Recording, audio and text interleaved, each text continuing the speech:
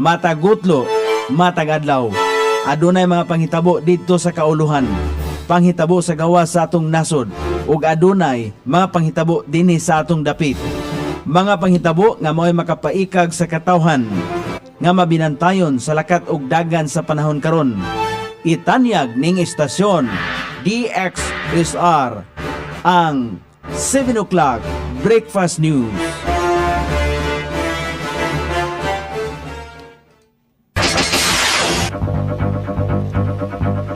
Ikala, kumusta? May buntag Iligan, may buntag Mindanao, may buntag Pilipinas. Adlang Huwebes karon pitsa 30 ni buwan sa Hulyo ning tuiga 2026. Sangan sa ato station manager Pastor Robin Sulapas, kini ang inyong KSR Kabisaya Nonay B. Ang matod sa hanay sa balita karong orasa. O karon sa ulang tudling sa atong mga balita, 10.2 milyones pesos nga kantidad sa gituang Cebu na kumpiska sa bypass operasyon sa Barangay Saray. 38 kabalay na sunog sa Purok Ono, Barangay Tambakan. Bagong administration building sa Iligan City Police Office gi-turnover. Ehekutibo giawhag nga aksyonan ang sunod-sunod nga big time oil price hike. Comelec mihirit kang Presidente Bongbong Marcos nga kanselahon ang klase sa Nobyembre 3. Pakyas ang presidente sa pagtubag sa isyu sa korupsyon o halapad nga flood control scandal. Balita sa gawas sa nasod, usa ka startup sa Japan gi aprobahan sa ilang sugyot nga magpahigayon og kidney transplant gikan sa baboy. Balita sa kinabuhing Kristohanon, mga kidnapper sa Nigeria gidala ang asawa sa pastor og tulo ka mga Kristohanon. Kini ang uluhang tudling sa ato mga balita nga dalit kanato ning istasyon.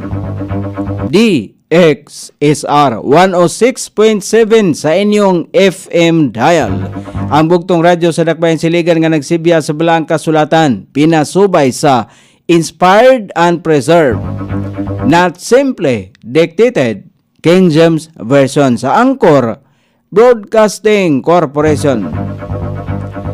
O karon sa kompleto nga detalye, nakumpiska sa mga operatiba sa Philippine Drug Enforcement Agency ang gibanabanang 1.5 kilos sa gituang Cebu nga adunay kantidad nga 10.2 milyones pesos atol sa hiniusang bypass operasyon nga gihimo didto sa Barangay Saray, sakop ning Dakbayan Siligan. Ang operasyon gipanguluhan sa PDEA Regional Office 9 pinagi sa Zamboanga del Norte Provincial Office uban sa PDEA Regional Office sa 10, Lanao del Norte Provincial Office o mga kapulisan sa Iligan City Police Station 5. Sa inisyal nga report, nadakpan ang suspect nga giila lamang sa alias nga Ritzy, 34 anyos, dalaga, o residente sa Barangay Tubod, Iligan City. Atol sa operasyon nga nahitabo mga alas 12:20 sa hapon, samtang padayon pa ang manhunt operation batok sa laing sospitsado nga nailhang si alias Mark. Gawa sa gituang Cebu, na-recover usab sa mga operatiba ang usa ka vacuum sealed o usa ka heat sealed transparent plastic pack nga adunay marka nga 666, lakip ang bypass money, pakiti sa sigarilyo, kahon, pouch, backpack, paper bag o usa ka cellphone nga giisip nga posibleng may kalabutan sa illegal nga transaksyon. Gihimo dayon sa mga otoridad ang inventaryo o dokumentasyon sa mga ebidensya at tubangan sa mga mandatory witnesses gikan sa media, barangay ug National Prosecution Service subay sa mga probisyon sa Republic Act 9165 o ang Comprehensive Dangerous Drugs Act of 2002. Ang nadakpan nga suspect magatubang og kasong paglapas sa Section 5, Article 2 sa Republic Act 9165, samtang magpadayon ang investigasyon o pagpangita sa laing suspitsado nga nanambigit sa nasong illegal nga kalihukan. Nahitabo ang sunog alas 10:44 kagahapon Miyerkules sa buntag. Sumala pa ni Fire Investigator FO1 Rince Rioyan sa Bureau of Fire Protection sa Iligan. Gama sa light materials ang kasagaran sa mga balay nga naugdaw. na kadugang usab sa dali nga pagkaylap sa kalayo ang kusog nga hangin gikan sa dagat.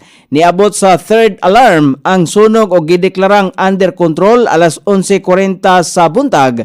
Gibalabana sa kabombiruhan nga ang danyo sa mga istruktura niabot sa 600,000 pesos. Sa pasiunang impormasyon gikan sa buhatan sa City Social Welfare and Development, 54 ka pamilya ang apektado. Gibutyag ni Margie Risa Ann Amarga, Head sa Emergency Welfare Program Division sa CSWD nga na sa Seaside Gym. Gipahimutang ang mga apektadong pamilya og hatagan sila og food items, mga bugas og canned goods.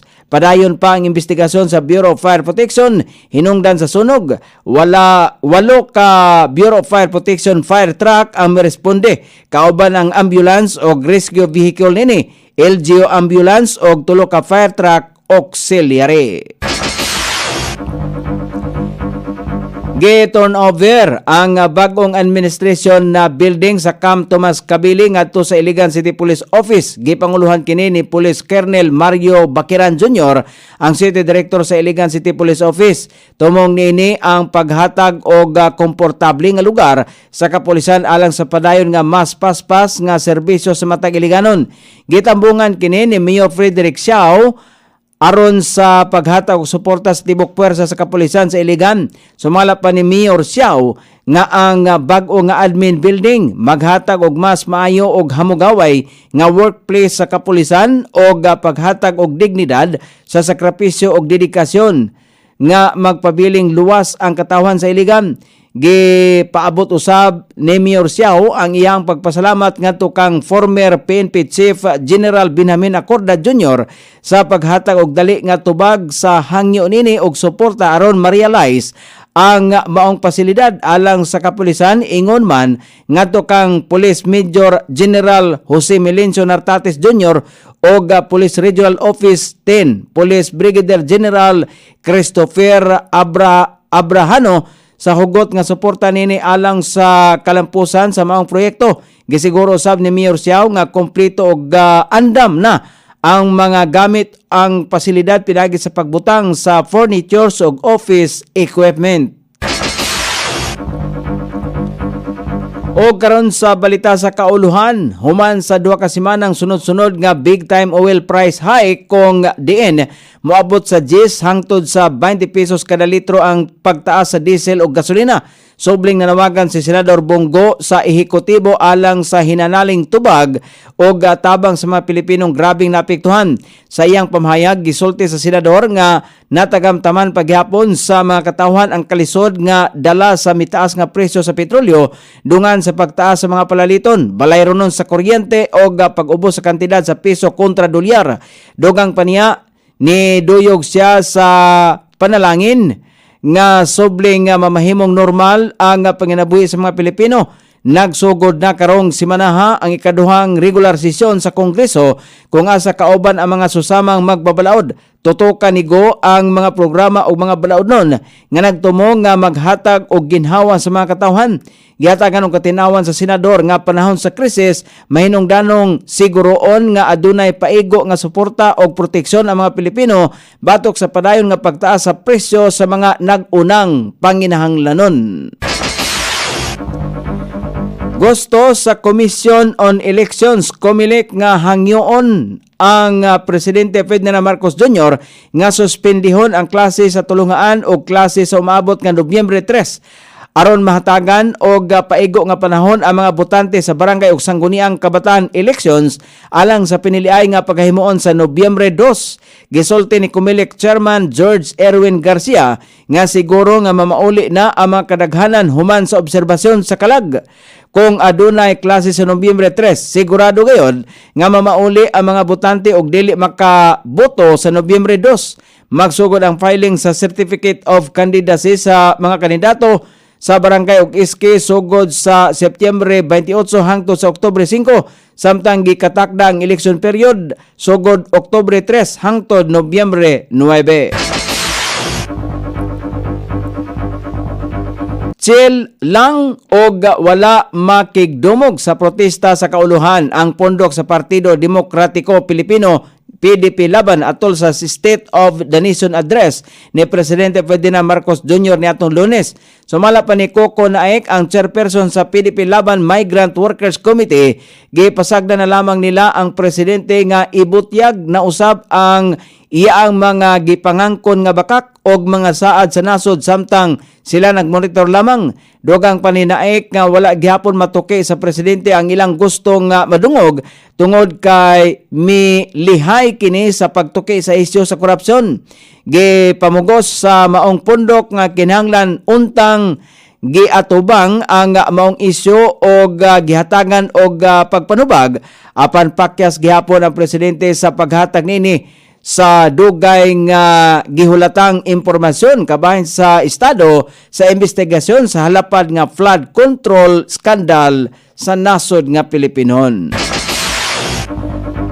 O karon sa balita sa gawa sa nasod, giaprobahan sa nasod sa Japan ang usa ka startup nga gitinguha nga magpahigayon og kidney transplant sugod sa tuig 2029. Ang nasong startup mao ang Formedtech nga gitinguha nga makahimo og malampuson nga pig to human kidney transplant.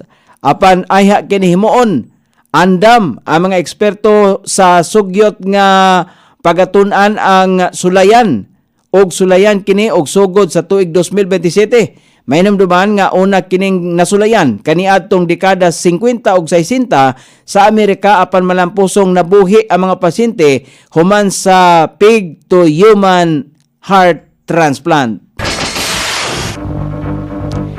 O karon sa balita sa kinabuhing Kristohanon, gituang gikidnap sa mga miyembro sa Boko Haram ang asawa sa pastor og tulo ka mga Kristohano niya nga mga anak. Ang nasoy gipangkidnap ang asawa sa pastor kuyog iyang tulo ka mga anak nga naa sa kamot sa wala pa mahiling mga kidnapper. Gikidnap ang upat ka mga Kristohanon human nga sila nilabay sa usa ka dalan og didto nahitabo ang ambush. Gitudlo usab sa mga eksperto nga adunay kalabutan usab ang Islamic State of West African Province o ISWAP sa posible nga anaa sa ilang kamot ang mga biktima. Sa kasamtangan, wala pa'y gipangayong ang kondisyon ang mga rebuilding grupo nga naghupot sa naasoy mga biktima. O karon sa kahimtang sa pagbanabala sa dagan sa panahon, palayong gimonitor ang pag-asa nga nakini mahimutang sa over coastal waters sa Nasugbo, Batangas. Apan ang easterlies padayong makaapektar sa Northern Luzon, mga dapit sa Kabisayan, localized thunderstorm sa Mindanao. Ang Metro Manila, Ilocos Region, Cordillera Administrative Region, Central Luzon, Calabarzon, Cagayan Valley, ubang bahin sa nasod, makasinati gyapon o madag-umon nga kalangitan inubanan sa patak-patak ka mga pagulan, pagpanalugdog, pagpangilat, ilabinas panahon sa kapunon, kini epekto sa extension sa low pressure area, easterlies o localized thunderstorm. Sukod sa temperatura din sa dakbayan siligan ang kabugnaon ana sa 24 ug ang kainiton musangko sa 25 degrees centigrado. Ang adlaw misilang kaganiya sa alas 5:39 ug musawop unya sa alas 6:26 sa sayong takna sa kagabion.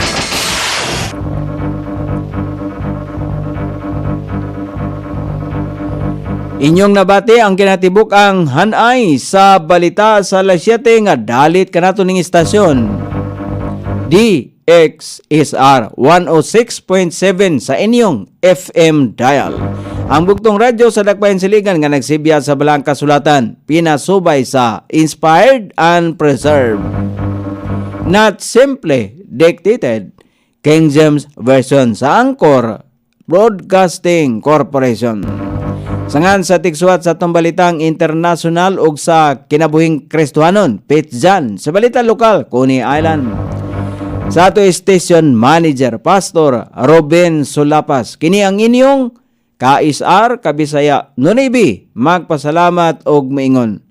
Mayong buntag, Iligan.